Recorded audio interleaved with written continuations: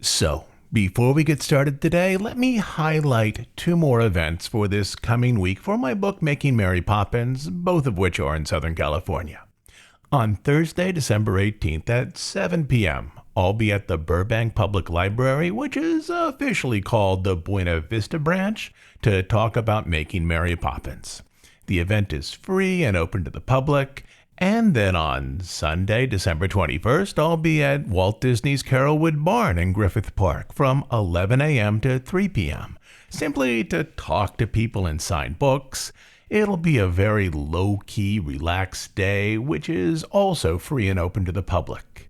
While there, you can also explore Walt's barn, where he once kept and worked on his backyard train. I'll leave links for both of these events in the show notes, including a free link to reserve a seat at the Burbank Library event. If you come to either of them, make sure to come over and say hi and let me know that you're a listener here. I would love to meet you.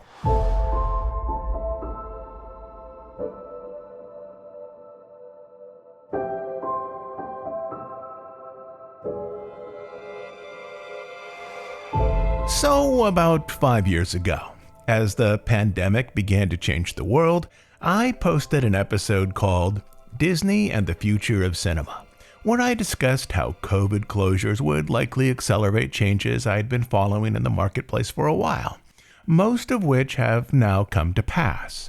The continuing rise of streaming and home viewing, the closure or repurposing of some neighborhood multiplexes, a much shorter, exclusive theatrical window for major releases, the increased reliance on tentpole films and franchises, and also a rise in subscription costs for those streamers. So those streamers at minimum would be cost neutral or better yet turn a small profit. And now at the end of 2025, it seems like a good time to revisit developments in the world of film and video and talk about a new wave of changes and how those things will likely affect Disney. A lot has changed since 2020 with ad-supported streaming and bundling. Streaming in 2025 now looks a lot like cable back in 2005. Studios and distribution systems have joined forces. Amazon bought MGM, Disney bought 20th Century Fox, studios rethought their distribution strategies for film and video, blockbusters and franchise films still went into wide release. Comedies and quiet dramas, though, were more likely to be released directly to streaming. Horror films, surprisingly, stayed in theaters, one of the few small-budget genres to prove profitable in theatrical releases after the expense of advertising. With less content for the big screen, multiplexes look to nostalgia re-releases of older films and also to concert films. And studios found that it was often more effective to promote new releases through online influencers and by seeding the fan community than it was through traditional advertising. A marketing executive time-traveling from 2005 up to the present moment would likely have little idea how to effectively promote a film in the contemporary moment. And beyond all this, the media landscape is about to change in large ways yet again. Some things, I think, are a given. Streaming will look a lot more like cable in 5 years. There will be market shrinkage. The market simply can't sustain 7 or 8 major streamers, so those existing streamers will either form partnerships or be bundled to create unified packages, like how you can buy some packages that include Disney Plus and ESPN and Max and maybe Hulu all together. Again, this is a lot like the old world of cable, which delivered multiple services with one bill. In terms of Disney's theatrical releases this past year, which was 2025, Disney had an interesting experiment putting out 10 major releases, as we suggested this time last year. This was an attempt to restart the pre-pandemic release schedule for theatrical releases. And this experiment ended with mixed results, with a few hits but also enough misses, such as the live-action Snow White, Brave New World, and Tron Ares, to likely force Disney to rethink this strategy in the future. I think the likely outcome, a year or two from now because Disney plans ahead, will be to release fewer films each year, but with a far stronger focus on each film to ensure its success. But there are some changes that are less obvious, and that is what we are going to look at today.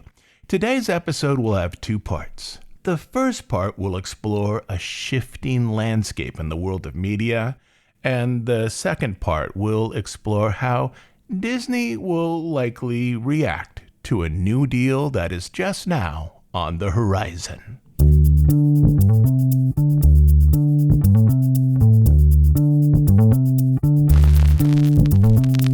When we covered this topic 5 years ago, at the end of 2020, social media like Facebook was still focused on socials.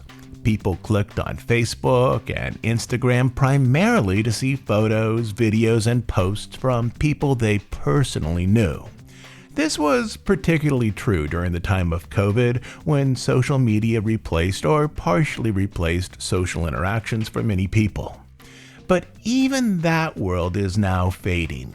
Now when people click on their socials, they aren't doing so primarily to check in with real-world friends. They are following celebrities, and they're also watching video content made by people that they've never met, also videos made with AI, and also a whole lot of ads. Social media simply is no longer primarily about being social. Let me break down some of the specifics here, and then we'll talk about how this affects the Disney business model. In an antitrust lawsuit brought earlier this year against Meta, which is the parent company to Facebook and Instagram, Meta revealed that over 80% of the time that people now spend on Facebook, and more than 90%, or to be specific, 93% of the time that people spend on Instagram, was focused on watching videos, the vast majority of which were made by people that those Instagram and Facebook users had never met in person. Essentially, Facebook and Instagram revealed a drastic decline in friend-focused content and a rapid rise in semi-professional short-form video content and live streaming. About social networks, Mark Zuckerberg told the court this past April, the friend part has gone down quite a bit. And it was significant for Zuckerberg, of all people, to say this, as his company, Facebook, though declining in popularity among younger users, is still the largest social platform online. In 2025, there were 5.2 billion people who used social media. 3.1 billion of those had Facebook accounts, while only half of that, 1.6 billion, were over on TikTok. But Zuckerberg's platforms, Facebook and Instagram, are starting to look more like TikTok in terms of short-form video distribution, and short-form video on all of these social platforms is starting to look more and more like a type of TV service, though typically without lush production costs. That is, users are watching video media from strangers, which is a departure from that 2020 model, where they watch posted video and photos from friends. Another odd thing here, 85% of these videos are watched with the sound off, so captions are necessary. Maybe part of this means people are watching videos at work and while multitasking. But also this suggests that people are watching them in public spaces without earbuds, or in bed late at night with the sound off so as not to wake their partner. In this, Facebook and Instagram, and let's add in TikTok and YouTube, have replaced part of late-night TV. Years ago, people wound down for sleep with The Tonight Show. Now some of these same people wind down with online videos, likely reading captions instead of listening to the sound. And this shift is taking a bite out of the audience once dominated by network TV and more recently by the streamers. A July 2025 digital survey revealed that people now spend an average of 11 hours and 39 minutes a week watching online video content across platforms like Facebook, TikTok, and YouTube, compared to a combined average of 10 hours and 15 minutes watching linear TV and streaming. Simply, the Reels and TikTok movement, at least in minutes watched, is beating the powerhouses of Hollywood. These numbers revealed that the idea of TV-like viewing has partially migrated from LED screens in the living room to a collection of phone and laptop screens scattered around the house. Watching professionally or semi-professionally produced videos has shifted from a group or family activity to something one now does mostly by themselves. And if you add in the viewing habits of Gen Z, the future of this trend is even more impactful. In projections produced by Activate Consulting's Technology and Media Outlook, they indicated the average daily consumption of online videos by Gen Z will reach 4 hours and 8 minutes a day. Again, that's per day, compared to 1 hour and 17 minutes watching traditional TV.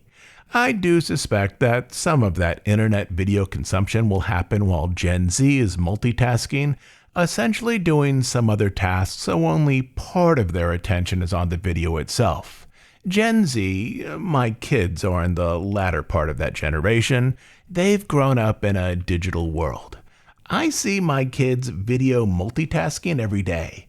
Their minds are simply wired differently than mine, with a greater ability to navigate fragmented focus and to engage multiple simultaneous areas of interest.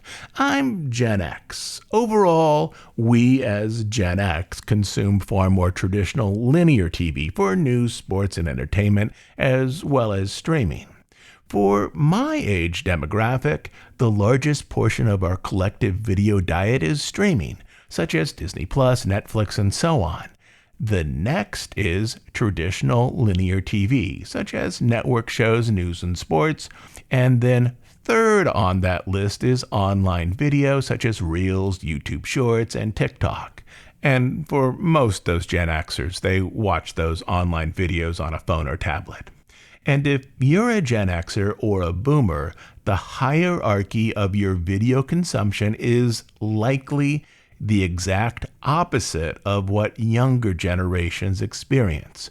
You, as an Xer or a Boomer, likely watch more traditional video on streamers or linear TV, and Gen Z watches more online video than they do things that traditionally showed up on the family room set. If I, as a Gen Xer, scroll through the Reels, do I remember much, if any, of the content the next day? Well, maybe one short video, and if so, it's by a creator that I've seen many times before. But for the most part, it's a big, pleasurable swirl of images and moving content, things so short and different that I don't distinctly remember them a day later, nor do they typically cause me to think and reflect like a very good film, nor do I even feel a close connection to the people or figures in those videos, much like I would with an ongoing TV series or a theatrical movie. Yet this is likely one significant and expanding direction of video consumption, particularly for younger generations. And let me add in one more element here. The material in short-form video consumption is often different than what one finds on TV or at the movies. TV and film have horizontal aspect ratios that mimic essentially a theater stage. It's a space that many actors or characters can fill, and this goes back to the early development of moving pictures. Many early directors simply saw film as a way to capture something similar to stage drama set in the real world. Simply, a horizontally arranged aspect ratio is useful for showing drama between characters onto a screen that has a horizontal orientation. But 95% of total video consumption on mobile devices is arranged as vertical video. It's tall rather than wide. And what does a tall, narrow presentation lend itself to? Well, it's ideal for filming a single person. That aspect arrangement perfectly takes in a single person, typically from head to mid-torso if it's a close-up shot, or a single person if it's a mid-range shot standing on stage. If you think over your video consumption this past week, you can probably spot many online videos that easily fall into this category, a single person on the screen talking to you. And this is a huge problem for Disney and other studios. The category of film and video production that Disney and every other major studio makes is becoming a smaller part of the world's overall video diet. It's produced for bigger screens. It's almost always focused on some type of drama, even if it's a comedic drama. In that ecosystem, studios now are finding themselves in fierce competition for the limited time that people do direct toward movies, linear TV, and streaming, because so much of people's video time now is being directed to those tall, semi-professionally produced videos you can watch on a tablet or a phone. But in terms of Disney specifically, as troubling as those video consumption trends are right now, they have likely one other larger problem just on the horizon. And that other problem is what the second half of this episode is going to be about: a pending change in Hollywood and how that change has the power to further force Disney to refocus who they are and how they relate to the public in some pretty large ways.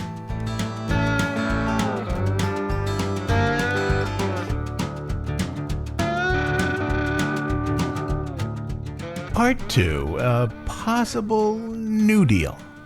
On Friday, December 5th, Netflix announced plans to buy most of Warner Bros. Discovery for $82.7 billion in cash and stock, after a bidding war between Netflix, Comcast, and Paramount to acquire the legacy studio and its very deep library of film and TV shows.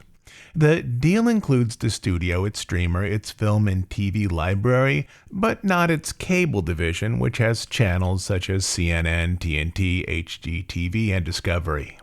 The deal would bring tens of thousands of films and TV episodes into Netflix, making Netflix as a company a massive force in the streaming business.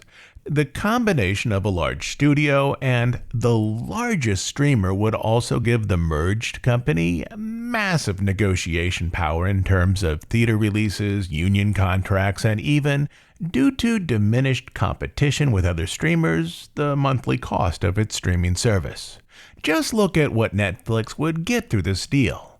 Warner Bros. Presently owns or has certain rights or has distribution deals for DC Comics, Looney Tunes, a massive set of films including Casablanca, The Shining, the Harry Potter films, Dune, Barbie, and the Conjuring series, as well as film properties that they acquired years ago from MGM, including The Wizard of Oz 2001, Singing in the Rain, and A Christmas Story, along with TV series they produce such as Friends, Big Bang Theory, and The Sopranos.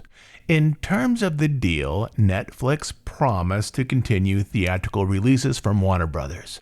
But this leaves open the question, exactly how many films per year and how long would those films stay in theaters? I'm pretty sure this means fewer releases and a quicker shift from big screens at the cinema to streaming at home. At least that's what many Hollywood insiders are guessing. And they have good reason to make this guess. Netflix co-CEO Ted Sarandos, in discussing the deal, indicated quite easily that Warner Bros. Would be absorbed into Netflix, not the other way around, with the Netflix model likely managing the material from Warner Bros. Well, the combination of Netflix and Warner Bros., he said, creates a better Netflix for the long run. A few months ago, in discussing the superiority of the Netflix system over the theatrical release system, he explained that theatrical distribution was an outmoded idea. Netflix CFO Spencer Newman added that this new deal would help Netflix attract and retain more subscribers.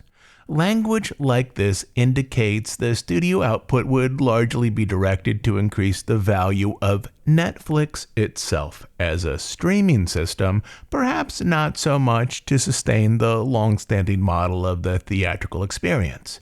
Even if Netflix is now suggesting that they will continue with some type of theatrical slate of films from Warner Brothers, that sentiment can change after a deal is settled and the company needs to hit income and revenue targets. The deal, if it moves forward, would keep Netflix and HBO initially as separate streamers, but HBO Max and Warner Brothers content could be merged into Netflix in the not-too-distant future. Netflix has already argued that a combined platform of Netflix and HBO creates a better deal for consumers who presently pay for both services separately. I think that mostly decodes where Netflix thinks all of this is headed. And then there's this question. Would the long-standing quality of HBO programming remain the same, or would there be cost-cutting pressures to make material that is ultimately of slightly lower quality and less prestige-oriented, which will win fewer awards?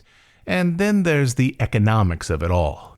Netflix has nearly 3 times as many subscribers as HBO Max. By minimum, a merger between Netflix and Warner Brothers means that fewer films and shows will be produced, and there will be fewer people who, through their own individual taste, are able to greenlight certain productions. A deal like this needs to be approved by regulators under the Trump administration, and the deal also needs approval by antitrust regulators in Europe. I sense that current regulators, at least in America, in redefining what is the film business, will likely let this deal move forward. Netflix will be a distributor that owns a studio. Disney and Paramount are studios that own streamers. At this time, Warner Brothers is still able to consider deals from other studios, but at this point in the negotiations, according to their agreement, Warner Brothers would have to pay Netflix $2.8 billion to accept one of those other offers. Netflix as a company has a market cap, that is a total value on the stock market, of just over $425 billion, which is more than any traditional studio.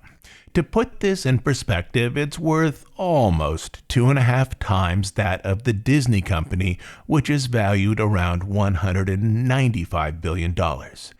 Essentially, Netflix has more capital, which will give them more power and leverage in Hollywood than other studios.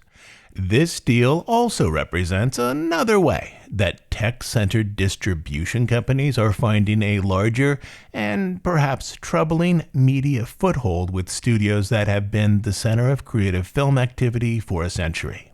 And so now for the big questions. Assuming all of this moves through regulatory hurdles without picking up a bunch of restrictions, how then will Disney likely react to a mega streamer with a full studio and a deep library of film and TV shows as part of the Hollywood system? Expanded Netflix is the type of competitor, at least in terms of breadth, that could easily overpower Disney. So let's walk down some likely scenarios here. At the top of my list here is this. As subscription rates go up for streamers, and they will go up, customers will need to choose which streamers they keep. If Netflix, coupled with the Warner Brothers library, the HBO library, and new shows, has more content than Disney, some consumers will see this as a sign to keep Netflix and let other streamers go, such as Disney+. To keep up with a media arms race like this, Disney would likely need to increase investment in prestige projects for streaming by a lot, which likely then would shift their streamers into a money-losing position, which is the exact problem we had 3 years ago, so I'm not sure Disney is going to go down that path again. To retain subscribers now, Disney will likely need to lean more into what it does well. Disney Plus would likely emphasize its family offerings, while letting a segment of the adult audience drift over to Netflix HBO Max. Disney would also likely need to leverage its key franchises, such as Disney Animation, Lucasfilm, Marvel, and Pixar, for the streamer. But again, in the last 5 years, we've seen Disney try this with mixed results. Not every show is a Mandalorian. There's been quite a few Willows and Acolytes in there as well. So if Disney wants to re-engage a prestige plan for streaming, it would need to carefully avoid some of the missteps it's had in the past few years. If Netflix buys Warner Brothers, almost surely the theatrical model overall would suffer. I don't see any path here where eventually Netflix coupled with Warner Brothers and HBO doesn't move more content more quickly to home screens. In this scenario, more multiplexes will close, but perhaps this is where Disney might find an advantage. It could lean more heavily into the theatrical experience that emphasizes the big screen. Even if the theatrical experience is a smaller part of the overall media landscape in 4 or 5 years from now, with eyes moving both to short-form video on phones and tablets, and also toward an expanded Netflix streamer in the living room, Disney could shift its brand identity somewhat to signal that they are one of the studios that continues to value big screen entertainment in contrast to Netflix Warner Brothers. But the real shift, I think, will be this. Disney as a company will be slightly less about film and will be more focused on parks and experiences where they already have a competitive advantage. A combined Netflix and HBO might dominate in media, particularly for an adult audience in streaming. But Disney should retain dominance in theme parks, resorts, and a cruise line. Some Warner Brothers film material already shows up in Universal parks, such as Harry Potter and the DC characters. And for clarity, Universal licenses the movie versions of those DC characters, while other parks, such as Six Flags, license the comic book versions of them. And Netflix Warner Brothers could more deeply lean into this connection with Stranger Things, Squid Games, and so on, perhaps going over to Universal parks. But with one exception, this pipeline is not yet set up to compete with Disney on its own level in terms of parks, at least not yet. And that one exception are the Harry Potter lands at Universal Parks. The Universal Parks in Florida have already leaned into this property pretty hard. I expect Universal in Hollywood, though, to do more with it. But outside of Potter, Universal, even with its ongoing connection with Warner Brothers material, doesn't have a second themed IP that could produce a Potter-like success. This generally gives an advantage to Disney, which has at least a half dozen good options for its American parks, from a Wakanda land to a Zootopia City to a full land based on Frozen. So long as there's not another devastating period like we had with Chapek, and I'm hoping that Disney learned a valuable lesson there should be a constant flow of money into new attractions, which should start to open in 2027 or maybe 2028. But this strategy also means that Disney needs to keep up a reasonable output of successful films or shows moving forward, from Marvel, Star Wars, Pixar, and Disney Animation, as this material is then used to seed other areas of the company, such as theme parks. But so long as films are successful, the number of films Disney needs each year could easily be 4 to 6 well-planted tentpole or franchise films every year. This plan, I should also point out, also relies on Marvel keeping a competitive advantage over DC, as at least for the last 15 or so years, the Disney park formula has worked best when high-quality rides are based on high-grossing and well-received family films. And in all this concerning film material going to the parks, Disney has an identity advantage. Theme parks, specifically those types of parks where theme and placemaking are more important than thrills, are typically family destinations. And simply, Disney has a far, far better IP catalog to develop family experiences than does Netflix, HBO, Warner Brothers, and Universal combined. When I look over the offering from that set of companies, I have trouble finding highly successful franchise films that lend themselves toward family-focused theme park attractions beyond what is already there in the Universal parks. The one exception here is Lord of the Rings, but that's a little bit of a mess. The movie rights are presently controlled by Warner Brothers, but theme park rights rest with a company that manages rights related to Tolkien's estate, so that one is complicated with fragmented rights and multiple stakeholders and probably won't be resolved anytime soon. But let's get back to the big picture again. In past episodes, we here have talked about similar underlying strategic principles, but mostly in terms of Disney versus Universal in the parks. In the Disney versus Universal competition, two companies are most successful, even though they have an overlapping business model, when they create a distinct identity, such as a few years ago during the pandemic, Universal Orlando branded itself then as the discounted resort with perceived greater freedom and fewer COVID restrictions. Disney World, however, took the other path. Disney World presented itself as the premium resort with perceived greater health safety and a higher COVID restriction. That is, these two resorts were using identifiers to signal a slightly different identity to their audience. If they both presented themselves as, let's say, the discounted resort, they would be battling for the exact same demographic, which would be both expensive and likely self-defeating. So in terms of our topic today, if Netflix, Warner Brothers, HBO becomes the dominant streamer in studio and has the revenue to produce many shows that customers continually talk about, then Disney can lean more into its experiences division to develop attractions, resort areas, and cruise ships that are more compelling than what can be produced by their competitors. And generally, I think this is where we are going if Netflix is able to buy Warner Brothers Discovery.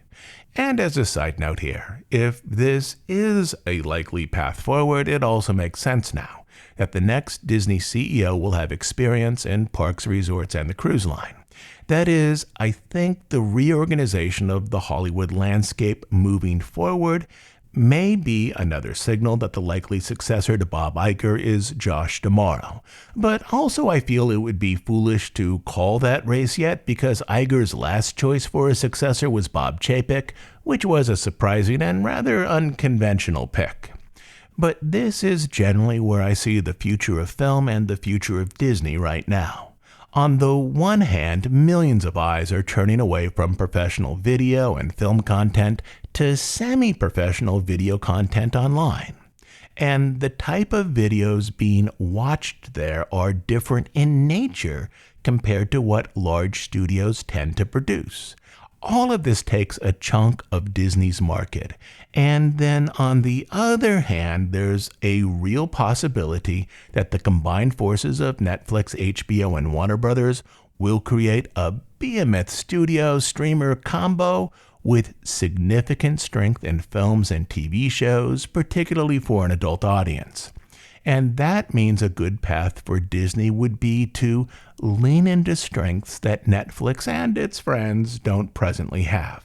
Specifically, focus on films and shows more for a family audience, particularly tentpole offerings from Disney Animation, Pixar, Lucasfilm, and Marvel, and then use successes there to expand out the parks, resorts, and cruise line, as the Disney Experiences area has a greater breadth than that of their competitors. Before I wrap all this up today, I should probably point out that Paramount has now put in a direct bid to shareholders to buy Warner Brothers Discovery, which would also include the cable channels like CNN. But remember, at this point, Warner Brothers would need to pay Netflix billions to take a different offer. So I'm not sure that this hostile competing offer will really move forward that far. And one last thing. If this becomes the direction of the Disney company, ESPN as a division of Disney now looks more and more like it doesn't have strong connections to the other areas within the company. And that, of course, is a topic for another episode.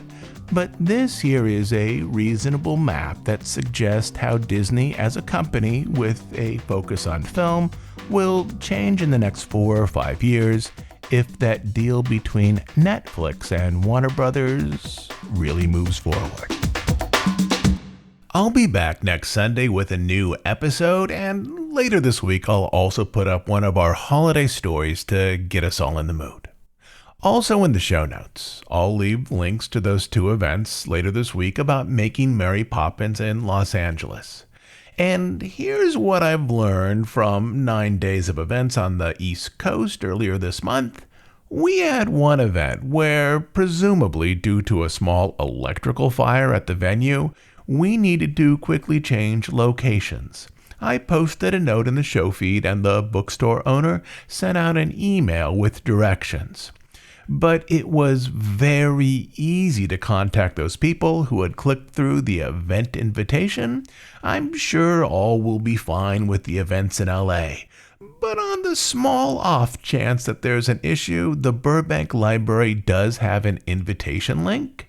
If you were even thinking of attending, make sure to click through that link. It'll take you like 2 seconds. So if there's ever a problem, we have a way of contacting you. Lastly, we're an ad-free, listener-supported podcast. We do just 2 things. Deep dives on stories about the history of the Disney company, and, like today, news and analysis of current events as it relates to Disney. You can support us by becoming a monthly subscriber over on Bandcamp. On Bandcamp, you'll find hundreds of episodes not available anywhere else. But the best reason to join us over there is to support everything we do here and to make sure that this podcast continues to exist. You can join at dhipodcast.bandcamp.com. Along with those event links, I'll also leave a link to Bandcamp down in the show notes. So, until later this week, this is Todd James Pierce.